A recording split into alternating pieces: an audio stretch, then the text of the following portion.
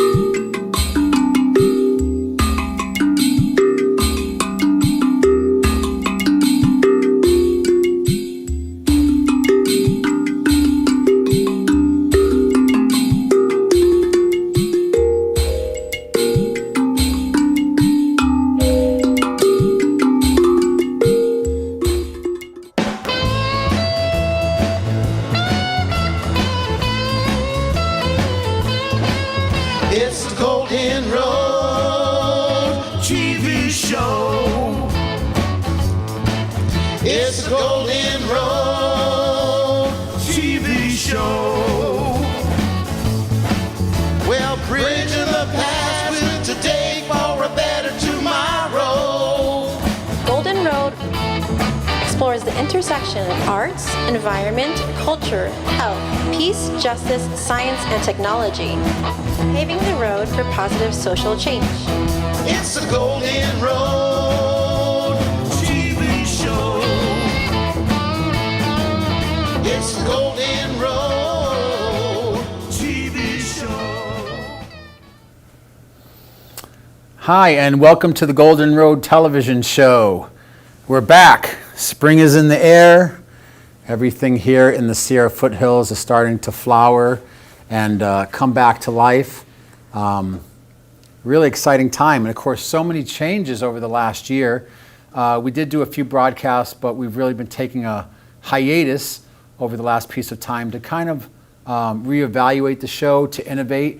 And not only that, this show but to actually create a whole slate of shows that will be launching this summer on a completely independent media platform for our bioregion. So again, welcome. Thanks for joining in. I'm your host, Michael DiMartino. We have a great action-packed show for you tonight. We had our kittens cancel, so we don't have cute kittens to show tonight. But we do have some great talent, some people that are solutionaries in our community, working with community resilience and regenerative culture. And as you know, every show we're committed to arts and culture, peace and justice, health and wellness, and the environment and ecology. So let's get right into the show. About a week or two ago, I was actually in Cal Organics, supporting one of our local businesses here in Nevada County. And what was amazing is I bumped into an old friend. I think he considers me a friend. I don't want to take too much for granted, but I got to bump into our next guest, Daniel Holman. And not only was it great to see him, but it was really inspiring as part of starting up the show again with an incredible visionary artist and human being. So Daniel Holman, welcome to the show. Thank you. Nice to be here. All right. You're shiny. You're doing something right. They're applauding. That's good. We haven't even said anything yet. Yeah. All right. So again, it's been kind of a entropic, strange, inverted year for a lot of people and things. And what have you been up to over the last year or so as an artist and a person? I've been spending a lot of time alone. And I've been getting some stuff done, though, as far as the creative stuff. It's actually been, and I haven't really felt that much financial strain, and things have been going actually a little bit better for me during this last year for some reason. Well, it's interesting because we've been doing this show now for 4 years, and people would always say, who wants to look at a computer or a TV screen all day? I certainly don't, but what's paradoxically been happening, more and more people now are on Zoom, online, watching media, and in some strange way having more global connectivity than maybe our 3D human connectivity. So it's been kind of a strange paradox. So why do you think it is that situation has been more successful for you? To tell you the truth, I don't really have the answers. I suspect it's something to do with subjectivity, like our realities being a little bit more subjective than we may think, and which is why one person could do well in an adverse environment, another person could not do well in a very flourishing economic environment or whatever. So it's more subjective than we realize, I think. Which is interesting because I think part of the intrigue of having you on the show is you're not just an artist. Experiences that I guess could be termed awakening types of experiences, awakening to the unity consciousness or oneness awareness, that can trickle down into from having some kind of a cosmic blissed out experience to just having a foundation of communion with the rest of nature and with life, not being competitive but being supportive, all these types of things that people talk about in personal growth arenas. And so I've had that as a theme. It's called Awaken Visions is what I call my business, AWAKEN and then visions.com. And there's themes there that are like inspirational towards that sense of unity and the light that's behind all of life, the light of awareness, the light of consciousness that's behind it all. So, it gets kind of woo-woo when you're just talking about it in an abstract way, but when we're bringing it down to day-to-day living, it's just more the things that we talk a lot about, that your show is about, organic farming and taking care of the soil and human rights and dignity for all people, and all these different issues are all part of that same equation. So, since you're a visual artist, I understand that we have a video clip that we're going to share tonight. So what are we going to see? I don't know.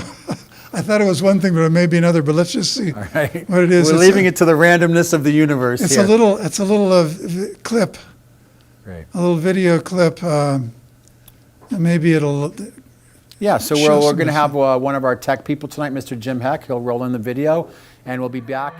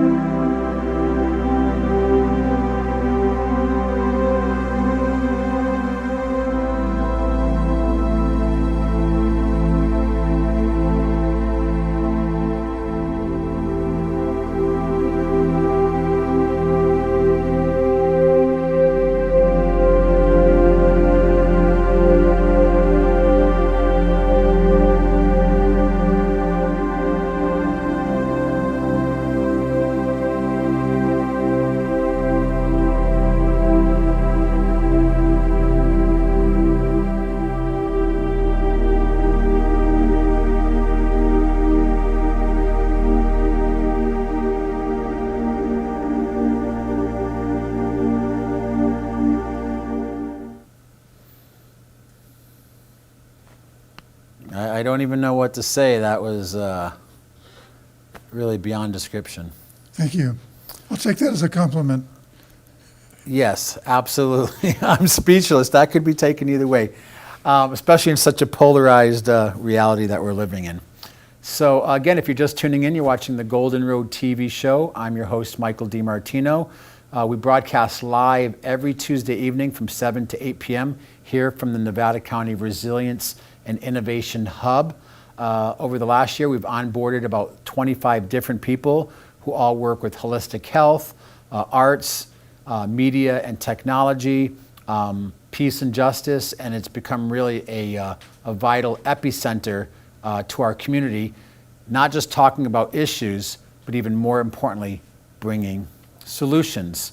So part of that here in Nevada County, a couple years ago, we were acknowledged as one of the top small towns in the country to live, quality of lifestyle, and part of that is because of not only nature is so profound here and we have access to technology, but part of it is that we have an amazing diversity of artists and people who live here, going all the way back to Gary Snyder, some of the original beatniks and Dharma bums, all the way to a lot of the up-and-coming millennial artists that live here and dance here and enjoy the spirit of this very unique place.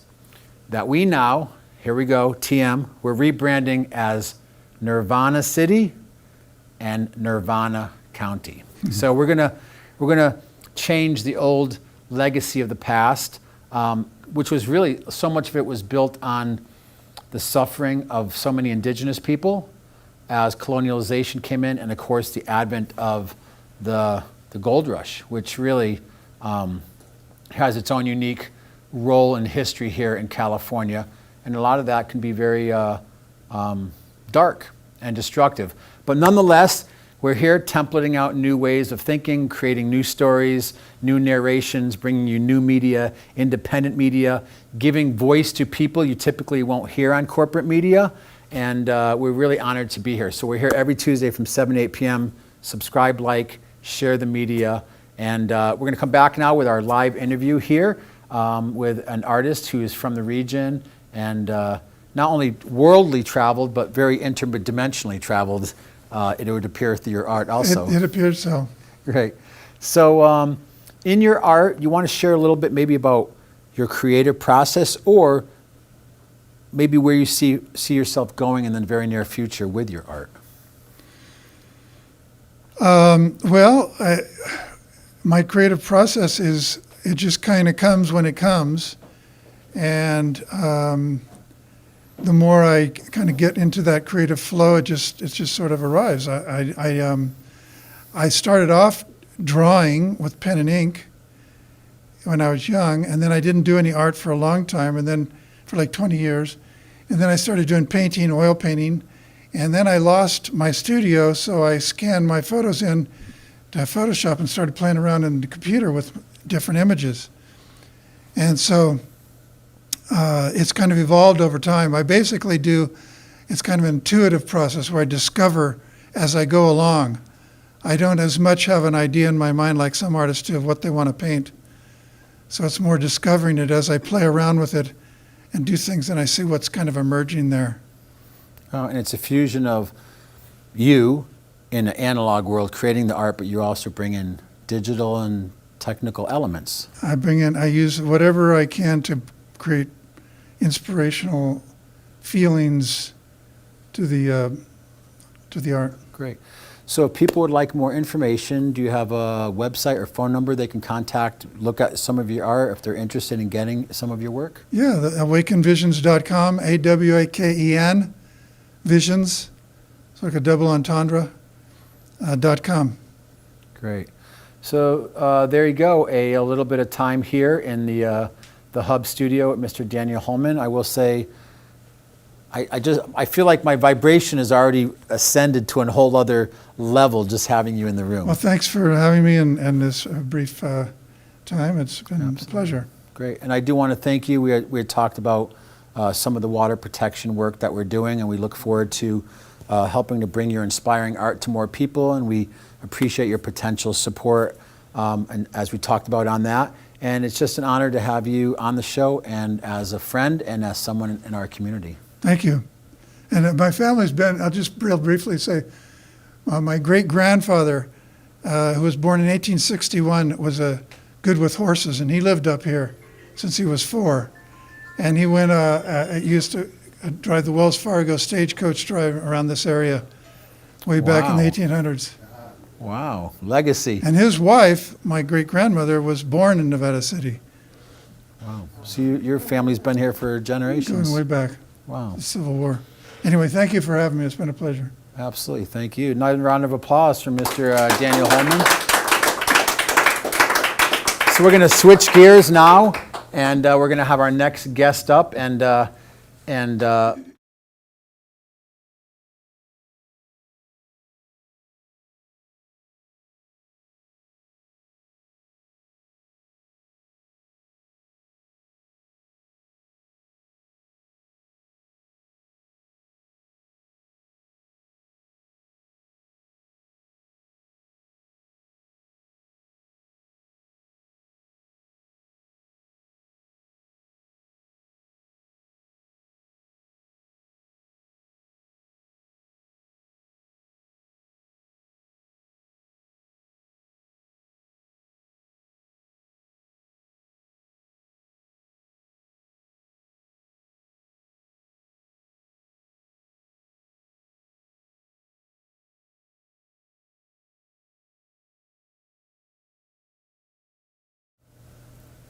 And we're back, and that was another little musical bumper created back to the original conception of the show 4 years ago from Mr. Michael Shapiro.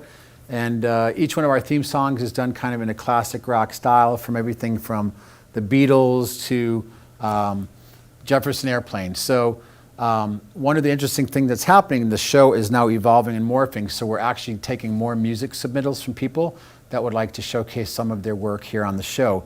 And even though Daniel has left, what I did remember is when we did our first 2 shows for Golden Road TV, we produced those and broadcast those in collaboration with KVMR Radio from the Historic Nevada Theater. And the Historic Nevada Theater, if you don't know, if you've ever been there, is the oldest continuously operating theater west of the Mississippi, and it's had many luminaries there like Jack London and Samuel Clemens and others.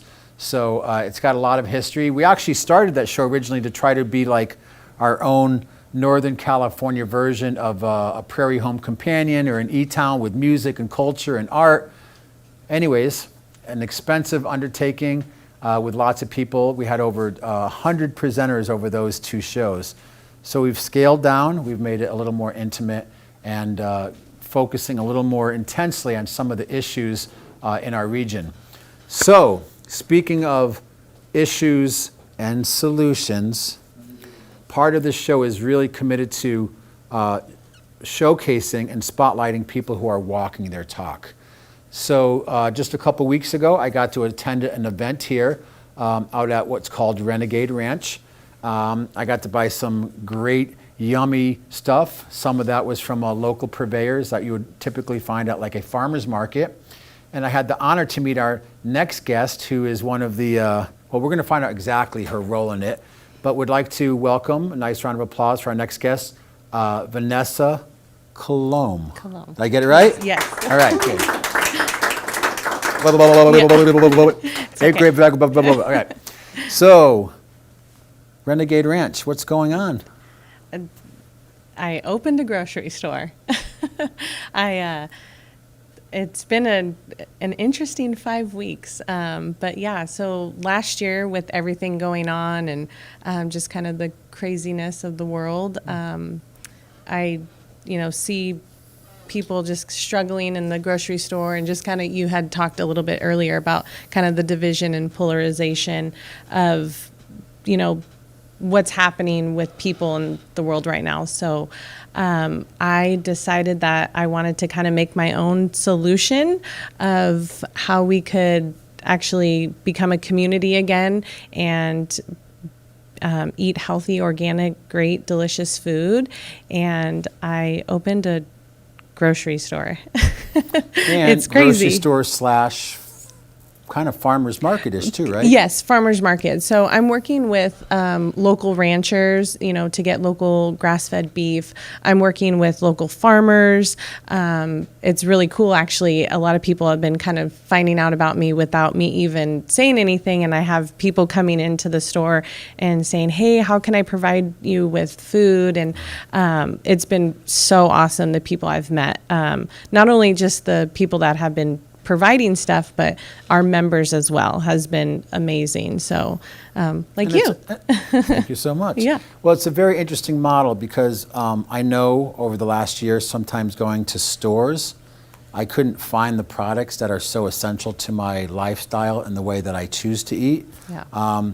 Even going to a more larger chain like a Safeway, even there, a lot of times the produce shelves were empty. And of course, there was a lot of restrictions to be in a large corporate kind of social environment. Correct. With sometimes potential blowback. Yeah. So what was really impressive when I got there, not only did you have like the outdoor kind of farmers market regional purveyors, but people were outside socializing, communicating, and then of course you have the inside grocery store part of it. And part of it is you're doing like a membership model Yes. too, because what I was impressed with is people are happy to pay to be part of a membership to support something innovative and community-based. So how did you come up with the idea of a membership model and how that played into your vision?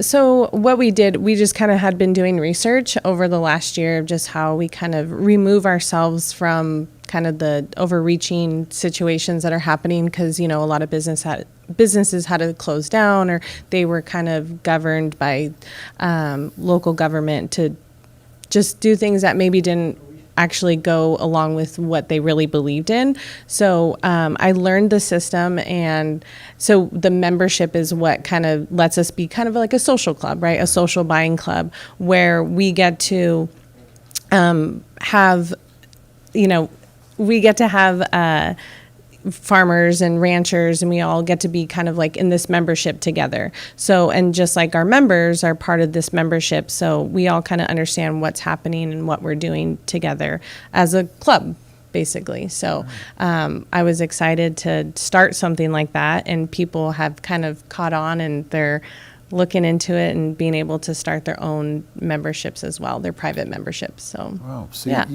So not only did you start a grocery store and create a farmer's market and a kind of a social center where people can talk about what connects us as opposed to Yeah. fighting about what separates us. Correct. And I love that. Actually, at one point I saw like the idea of like some straw bales and washboard and a banjo playing. Yeah. I don't know what it was, but I could see that very quickly. I'm sure it'll grow, and I know music's a big part of our community. So where are you now in that process of, because you've created this incredible template. And I will have to say that's something I found amazing in Nevada County over the last year. A lot of people are coming out with these innovative ideas that are actually templates to educate other people in other regions of how you can kind of claim your sovereignty and do something to be successful, sustainable, and support your community. So where are you now in that process?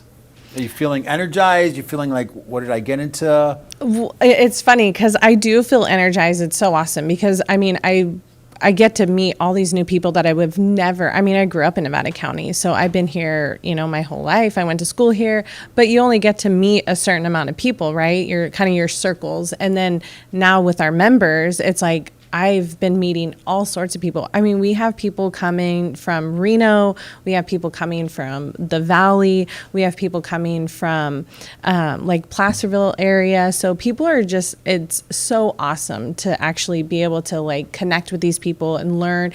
And then you're finding out, like, I didn't know about the TV show, you know, so I get to now know about this and get to share that information. So there's been a couple days where I'm like, I opened a grocery store because it's been crazy. So out of curiosity, what's your background? And wow, you're actually a native of Nevada County. I am. Wow. My background is, you know, my husband and I, we own businesses, not a grocery store. I have no background in, I love food. That's my background in food. I just love it. I love good, delicious, organic, healthy food and supporting local people. So that's my background. So it's been crazy opening a grocery store, but it's been really fun too. So yeah. Yeah, and it's amazing because walking around, I saw Cathay Fish, and Yes. she was Oh, having my her savior. discussion about permaculture and worm farming. And Yeah. so not only is it I mean, in your humbleness,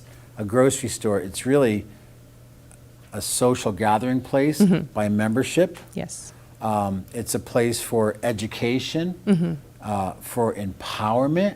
And again, that's why I wanted to invite you on the show. I was really inspired by what you and your husband are doing. And, Thank you. And I wanted to appreciate help that. in whatever small way we can to promote your work and get people to come over and buy some of those great kombuchas. I know. Well, it's right? interesting. One of our sponsors actually is Patrick and Sean and all the crew Yeah. out at Gold Vibe, Nevada County. Yep, we got there. Kombuchery. And so, before we go, any words of wisdom as a community member, as a Nevada County native, as a new business owner?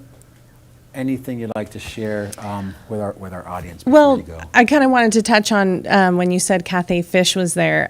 She's been amazing. I didn't know her before this year, so being able to connect with her and ask her tons of questions, you know, because she's knows food well. And what's also been really cool is when I'm there working, I see so many people come in that don't know each other either, right? And it is very social, and they get to connect and they get to share, you know, oh, I'm a I'm a dog groomer, or whatever it is. I have this business, and it's been really awesome to like just witness people being able to communicate and just connect on a deeper level, especially after this year of just the craziness. And I have children walk in and they almost cry because they're so excited that they just get to like go grocery shopping, and it's simple and easy, and they're excited. And we have like a little lollipop stand for them and little things. We're going back to simplicity, right? Simplicity, Back to yes. the village model. Yeah. And an amazing innovation. So I want to thank you for putting the unity back in the word community, because it's very easy just to pontificate the word, but it takes walking your talk. If people would like more information about joining the membership or supporting Renegade Ranch, how would they do that? So we have a website. It's called that's my email. Our website is renegaderanch.club, and my email is info@renegaderanch.club. So, so we are located in Penn Valley. So it's about 15 minutes from Nevada City. We're right there off of Highway 20. It's very local, right in the middle of what you would call downtown Penn Valley. So. Well, if you ever need someone to come and play a washboard, let yes, me know. we do. I'm Absolutely. So great. Thank you so much for being on the show. Thank you. I appreciate it. And thank you for also bringing some beauty to the show. Oh, it can be a little beastly up here every week, just churning out content and meeting so many amazing people. So thank you for that. Thank you, Michael. And appreciate it. thank you for watching the show. If you're just tuning in, you're watching the Golden Road TV show. We're also a radio show. We've been doing a lot of work with KVMR for years, and also sometimes we're on KNCO, KAHI Radio in Auburn with Casey Freelove, and we also do stuff on KFOI in Reading, and we're just about to unroll our own independent media platform. So media is so important because we're changing the narrative that we tend to get force-fed through a lot of the corporate media. So share the word if you enjoy the show, subscribe, like it, you'll get notified. We also do a lot of special events coming up, including our rebroadcast of Voices of Water, a 3-day broadcast. We're gluttons for punishment. Yeah, right? no kidding. A 3 3-day days. broadcast featuring people who are doing solution-based stuff with water all around the world. And actually, one of the guests coming up in a few minutes, Elizabeth Harold, was an instrumental part of that. So we're going to go to our next musical bumper and have our next guest on the show, Miss Elizabeth Harold.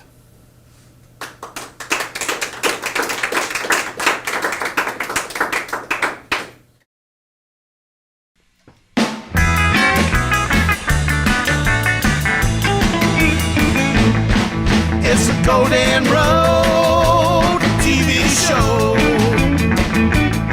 It's a Golden Road TV show. Well, listen once, listen twice. Oh, won't you please take my advice? It's the Golden Road TV Show.com. And we're back, running from piece to piece and going with the flow. So going with the flow is an understatement as I start to introduce our next guest. And before we do that, I just want to let people know we do have a few things that we are working on in support of community. For Earth Day, we actually held a Stop the Idaho Maryland Mine from Reopening rally. It took place at the intersection of Brunswick and Sutton. We had probably about 100 people come there, and surprisingly enough, we got some national media attention through Fox News.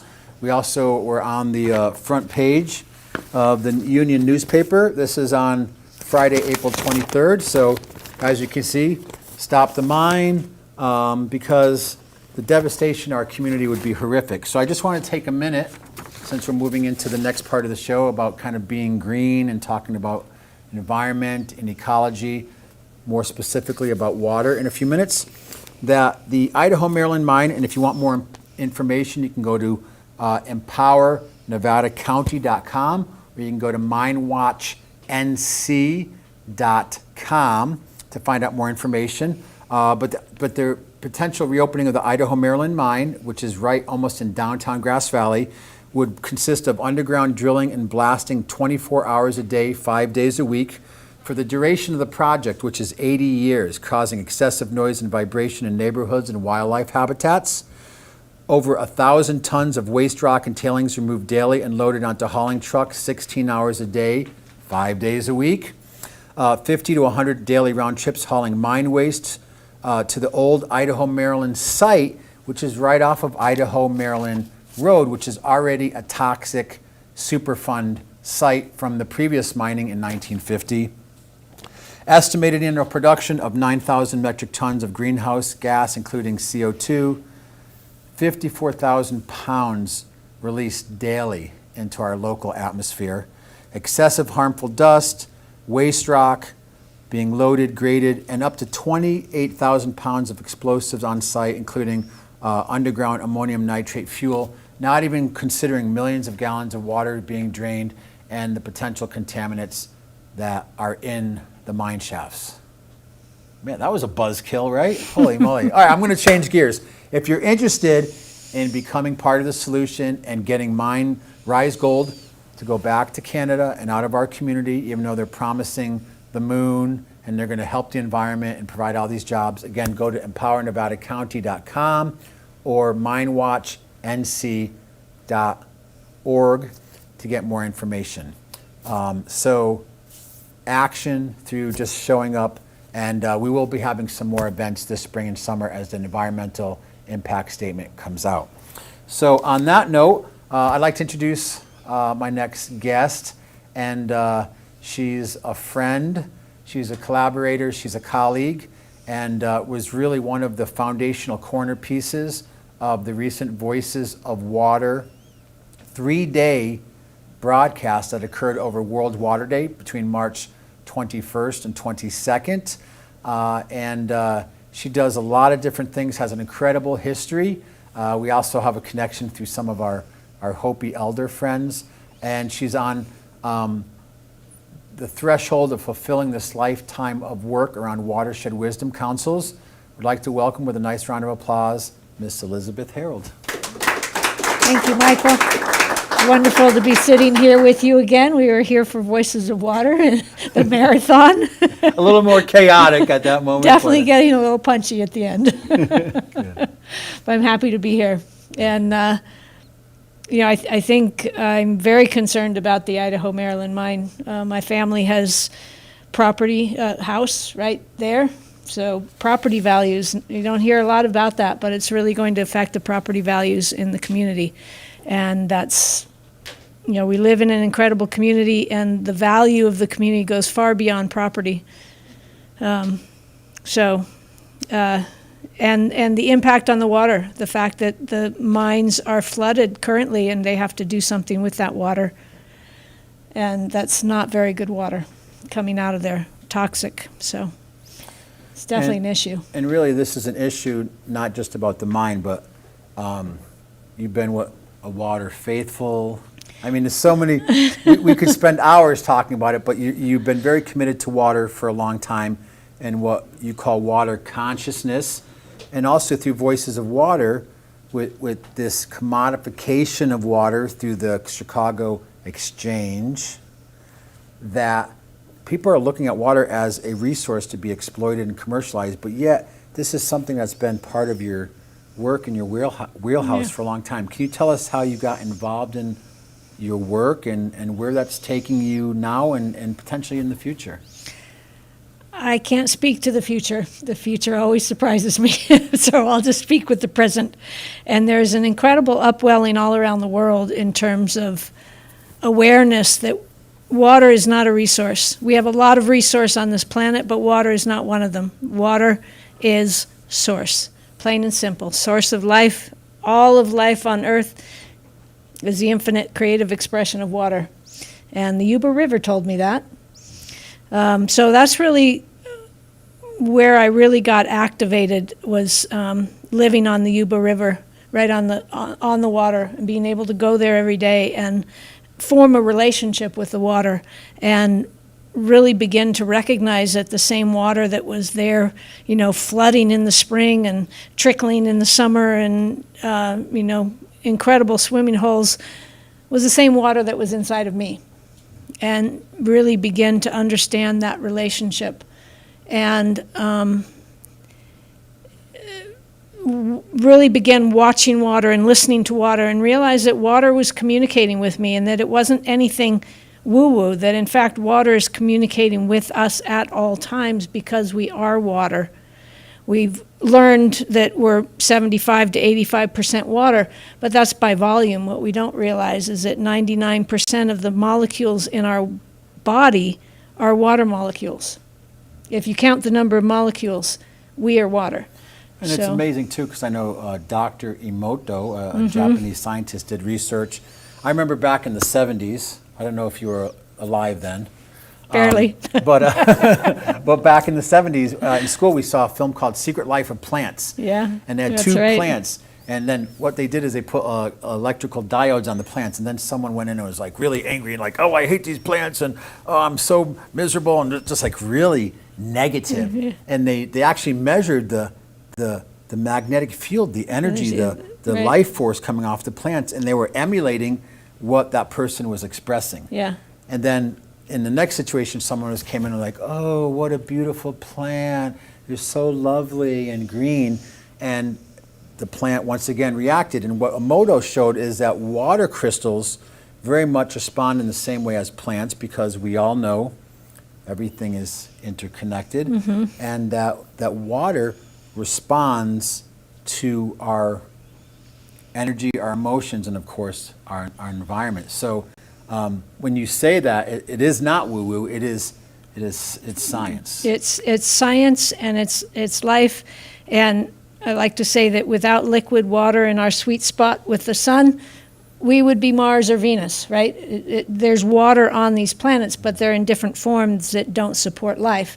And so what people don't understand, one thing is that like 50% of the water on Earth is older than the sun. That's a mind You just bender. blew my mind. Yeah. All right, turn the cameras off. I got to contemplate that for a few minutes. Wow, older than the sun. Older than the sun. So how does it get here? There's such mystery around water that we're just beginning to tap into the magic of water. And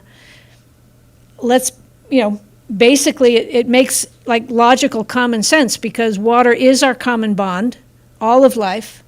So if we have Mother Earth, Gaia, then I would say that water is grandmother, right? Because water births Earth. And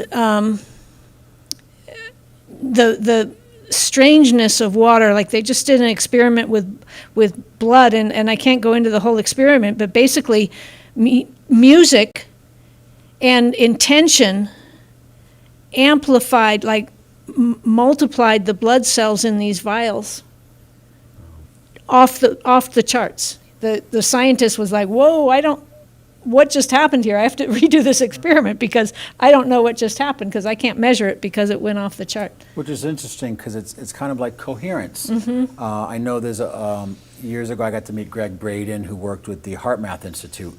And again, they've measured the body's magnetic field, and they've actually proven that the magnetic field, the energy, the electric connective force of the universe through the heart is 10,000 times stronger than the magnetic energy or field that our brain generates.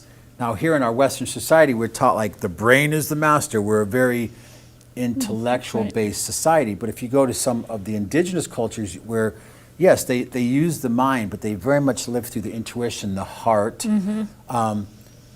that there's a very mystical type of connectivity. Feel that the heart of humanity is waking up.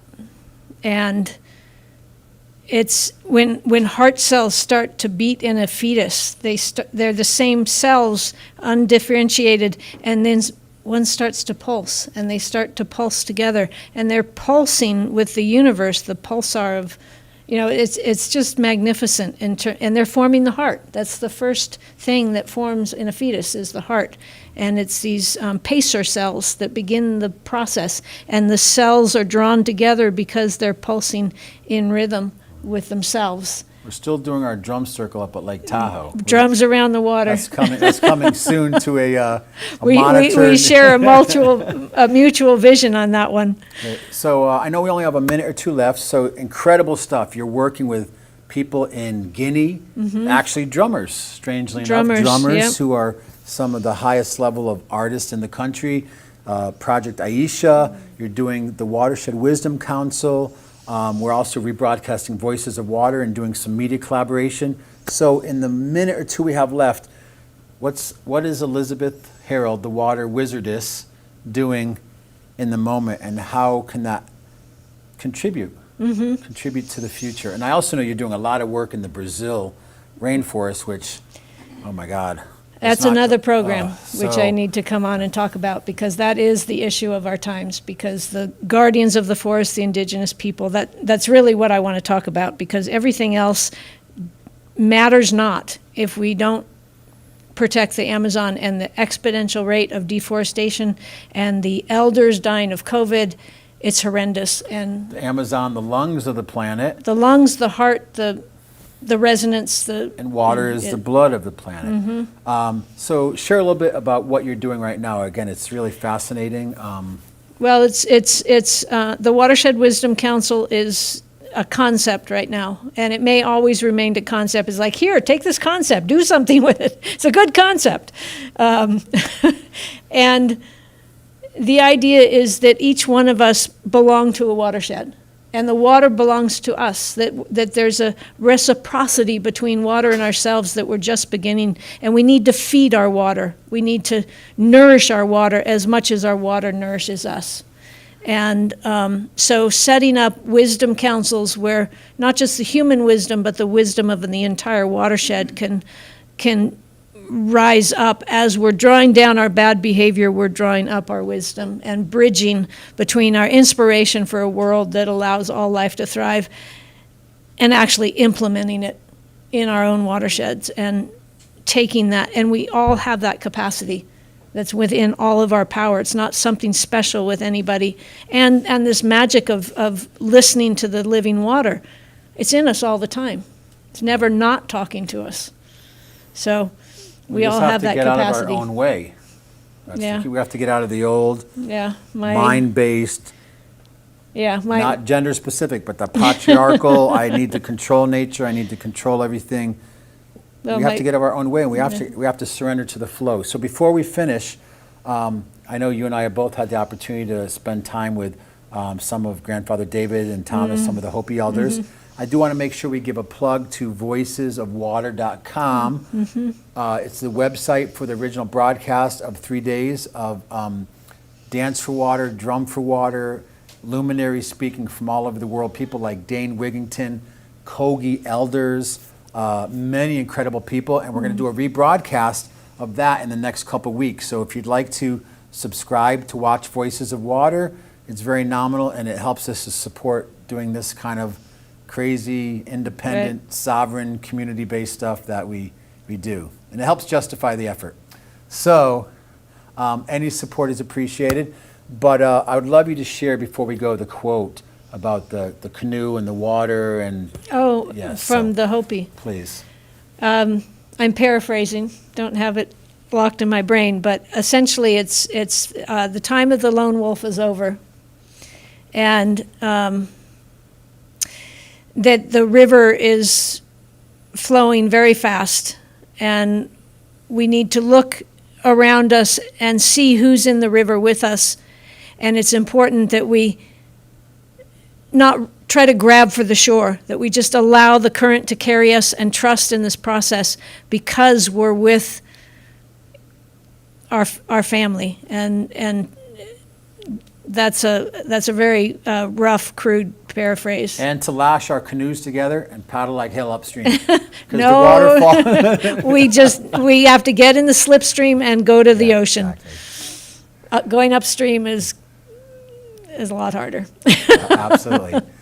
So I just want to sit with them. Actually, let's do this. I know we're talking about coherence. Let's all take a moment. I know it doesn't make for good broadcasting. Let's just all take a moment of silence Yeah. as we connect our... I invite you to put your hands on your heart.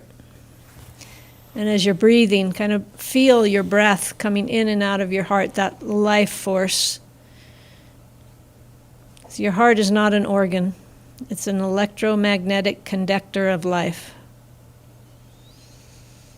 And all of our blood is red. And all of our blood comes from the water, is the water. And just say thank you. It's actually really simple. Just give gratitude. And again, feed your water as the water feeds us. And your life will change. I'll guarantee it. It happens again and again and again and again. I just get people to say thank you and to see their water and begin talking to your water. It'll talk back. Kind of crazy, but it's wild. No tinfoil hats needed. No. That's right. Just put your toes in. There you go. Elizabeth, thank you so much. I love you, nice round of Michael. applause for Elizabeth Harold, Water Wisdom. And to everybody here, thank you, everybody. And we're going to go over to another musical bumper created by Mr. Mike Shapiro. If you're a musician, you have some stuff you want to contribute to the show, you want to come on and play live, we're still being very minimal, keeping a very small audience, but nonetheless, we invite your participation in the show. So let's go over now, and again, I want to thank Mr. Jim Heck for being here tonight to help do all the switching and the technical side. I want to thank Brandon, who is now our neighbor over at Telestream, which is the software we use. Yeah, excellent. You are coming as an incredible gift. We've been waiting many, many months and moons for you, sir. So thank you. Nice round of applause for Brandon. And we'll be back in just another minute with our next guest.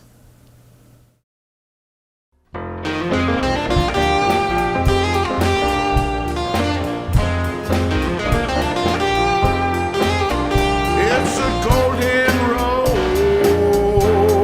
TV show. It's a Golden Road TV show. Golden Road explores the intersection of arts, environment, culture, health, peace, justice, science, and technology. It's a Golden Road TV show.com.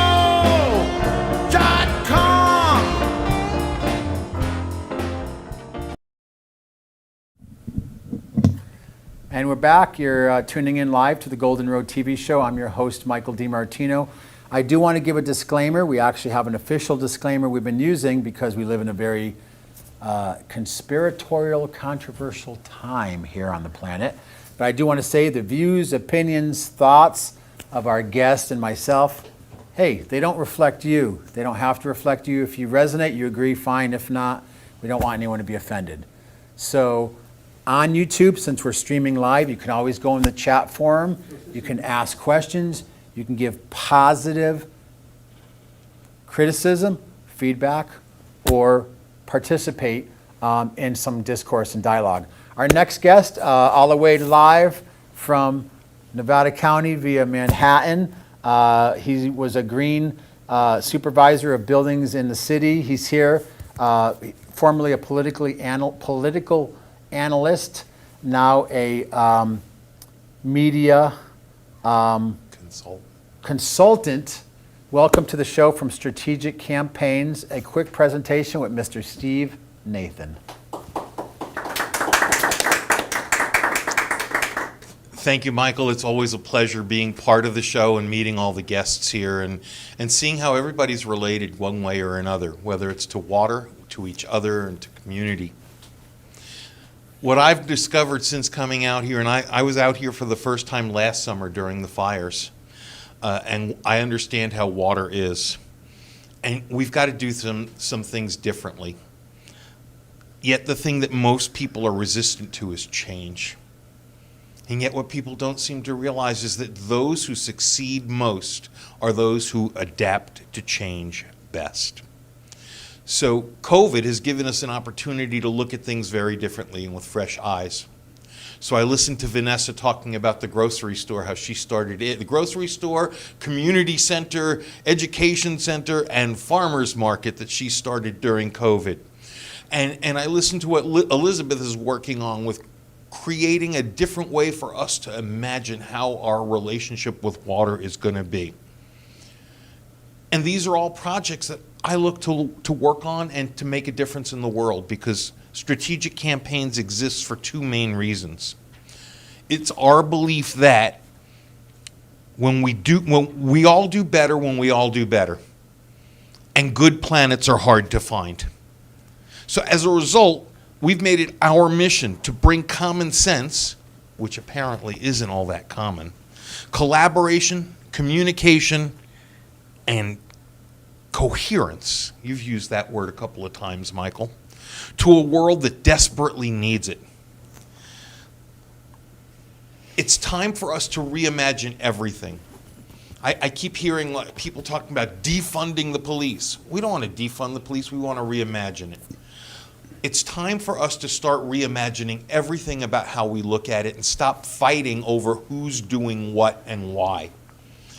We need to make sure that we prioritize protecting the planet and its inhabitants. And as we move forward, we're assuming that our government is competent. And it has to be that way, because competent government makes a difference. And these are the things that we get to do as people. We have the power of our vote. And Strategic Campaigns is here to help highlight issues that we need that aren't getting the attention, and try to bring things together so that we can collaborate, that we can create coherence and common sense. Water, we had a meeting last night and we were watching people broadcasting live from on top of Mount Shasta. And there was virtually no snow up there. And that's the water supply for this area. And now we've got people talking about taking our water and privatizing, commoditizing, corporatizing it, and putting it in bottles and giving it away. No, they're not giving it away. They're selling it, and they're taking those profits, and they're going to leave people here who have the right to that water, and they're trying to take it away. So all I'm saying is, let's start working together. Let's figure out and let's reimagine how businesses can succeed, how people can succeed, how we all live better by protecting the planet, by making sure that we're working to beautify and preserve and protect the planet and all its inhabitants. Bees, all the animals that we talk about, fish, we've overfished everything. I don't want to be negative. I want to say, let's start finding things that we can work together on. Let's find ways. I believe that if every one of our citizens had a home, land, clean water, electricity, internet, access to education, and health care, all of our thoughts would come from a very different place. And it's Maslow's hierarchy of needs. If we're not worried about survival, it allows us to think about ways of making everything better. And it's that simple. So you can reach us at strategiccampaigns.org. We look forward to helping. If you feel you have an issue that you think that we can help you craft a message that will resonate and create calls to action so that people will understand this is important. Water issues are important. The mine issues are important. Protecting the planet and its inhabitants should be our primary goal. Because if we don't have water, if we don't have a planet that can sustain life, none of us will be here. Thanks for your time, Michael. Have a great day. All right, we got a few minutes left, and again, really happy with the show flow tonight, and really just want to thank our incredible technical staff for making this happen. Typically, our next guest comes on the show every other week to do a piece about indigenous medicine. He has a local nonprofit organization that works globally, but even more importantly, right now we're going to do a quick moment discussion about his indigenous medicine class that he'll be starting this Thursday. So welcome to the show from Indigenous Medicine, and I'm not going to try to pronounce the name of your institute. I still can't say it. You say Phi. Phi. Phi Institute. You say Phi. Phi. Mr. Douglas DeBecker. Thanks, Michael.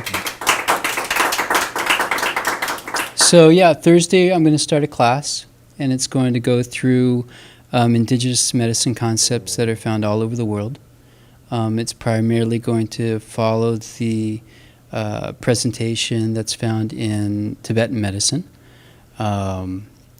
And Tibetan medicine was an integrative system of all the different Asian indigenous traditions. But you find the same concepts in South America. I lived there for 3 years. And as well with some of the Native American people, the elders that I knew before I moved to South America too, we have the same concepts. So so that's what we're going to be teaching, and it's going to be put in a way where it's not just following stuff from a book, but actually showing how our own senses pick things up and how to utilize those senses and how to interpret what our senses are picking up in order to inform us of how to bring balance to our bodies based on our experience of the seasons and night and day and all of the different balances. So real quick, before we get to the end of this segment, and we look forward to having longer segments. I know you've been very committed to coming every other week and giving us health tips. Very quick, some of your background. Oh, so my background, well, how far back do you want me to go? Whatever you can say in 30 seconds. Yeah, so my background with medicine, I studied in 7 different countries. I worked in clinics of Unani medicine, which is Persian Egyptian medicine. I've worked in clinics of Chinese medicine. I've worked in clinics of Siddha medicine. And I also worked in clinics of Ayurvedic medicine and apprenticed with the doctors there. Then that was in addition to my studies with Tibetan medicine, which were also in probably 5 different countries with 2 different schools. The Tibetan Medicine Education and Sorg Institute.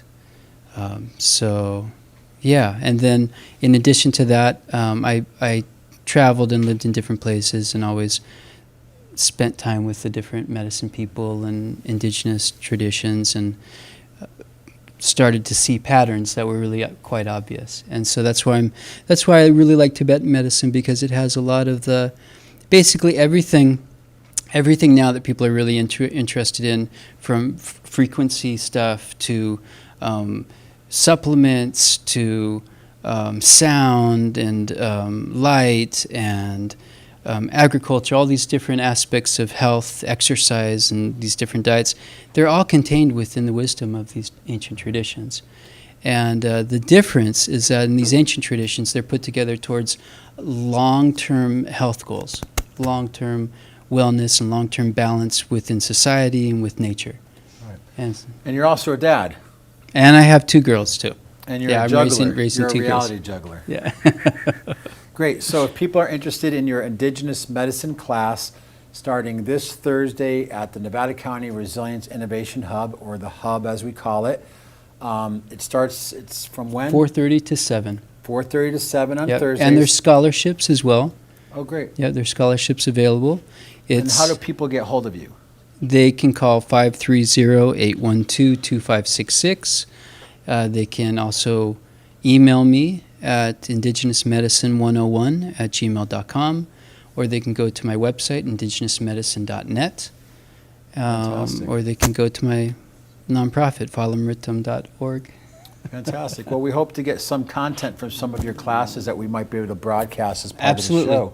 Absolutely. So we're almost out of time. We're going to take one more minute because we have another amazing webinar series that's about to be launched, being produced by our director of this show. He is now becoming a producer for a show called Wisdom's Calling with Marsha, which is going to be an incredible show. We're going to take a minute or 2 to talk about that.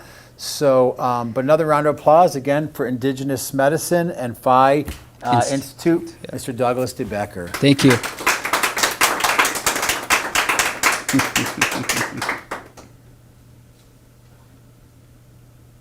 We'll go over to another little musical interlude and we'll be back.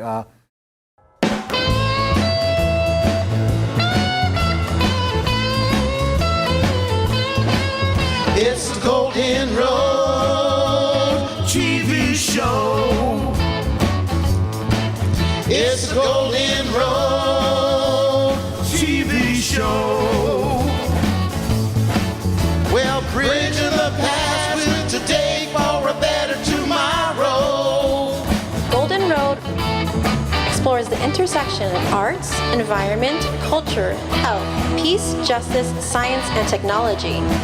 Paving the road for positive social change. It's the Golden Road TV show. It's the Golden Road TV show.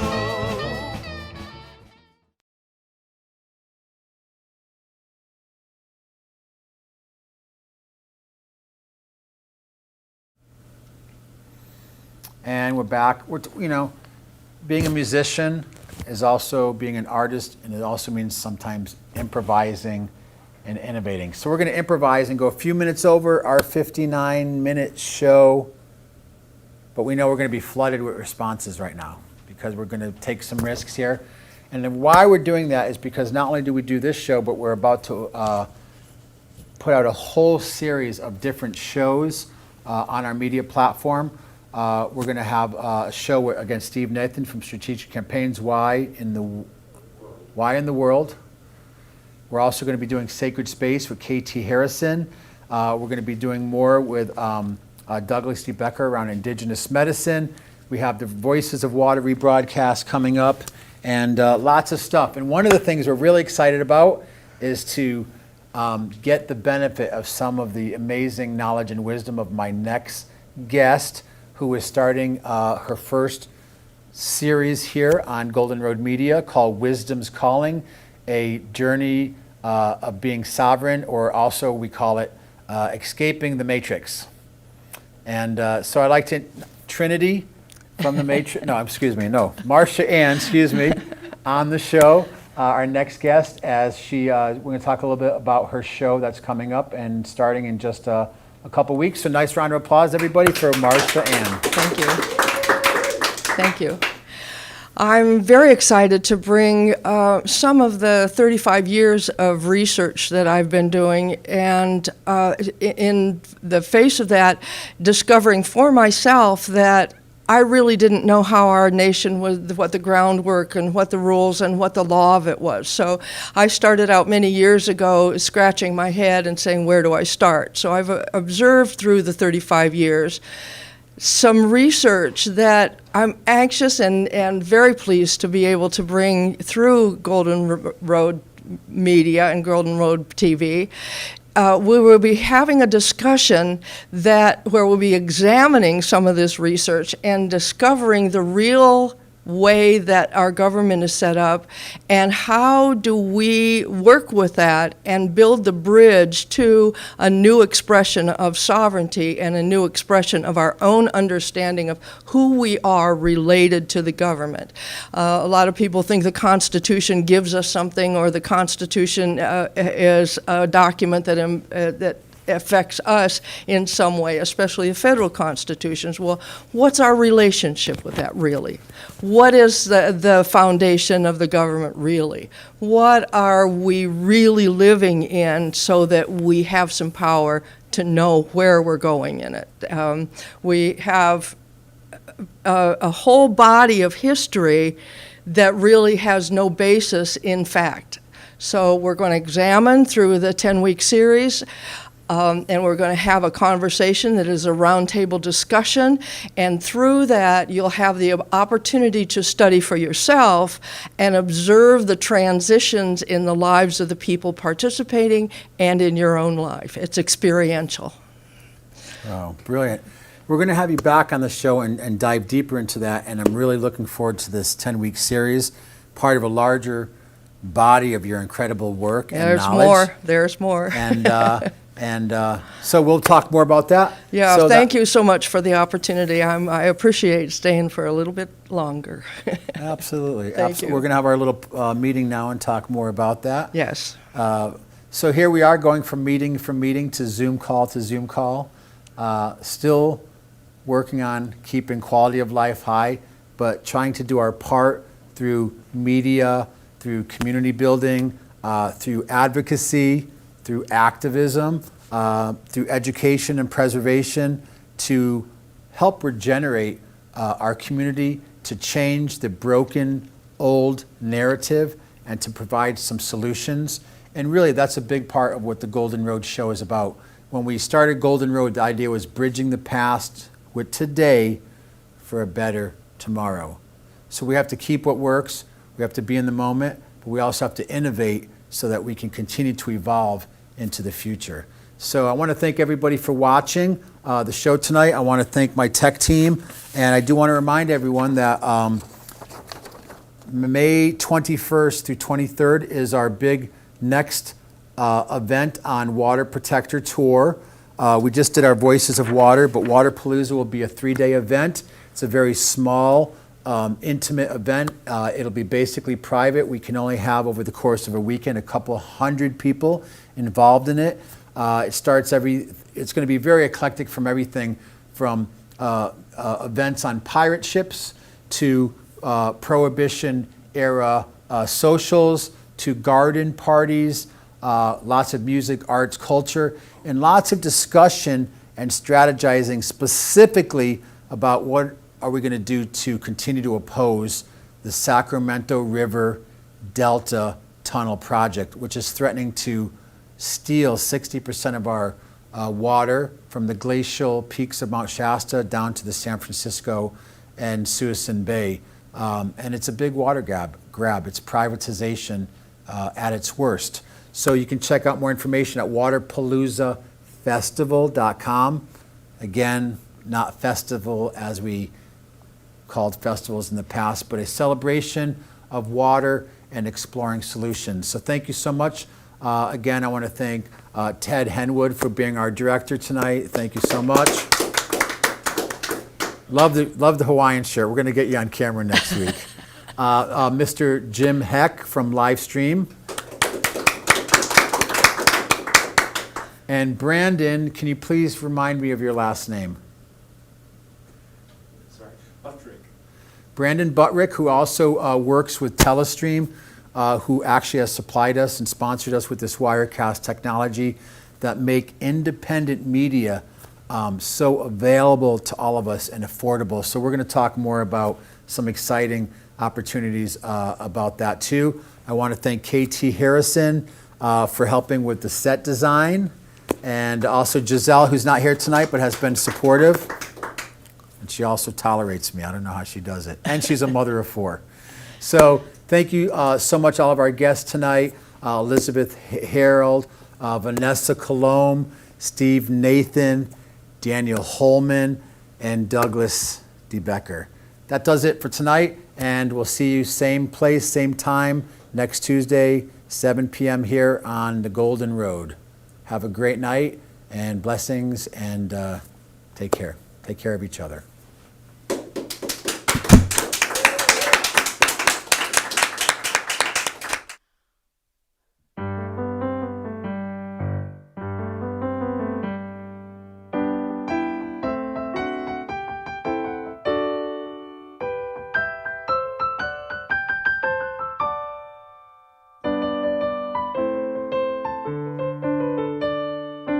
Follow the golden road, follow the golden road, follow, follow, follow, follow, follow the golden road.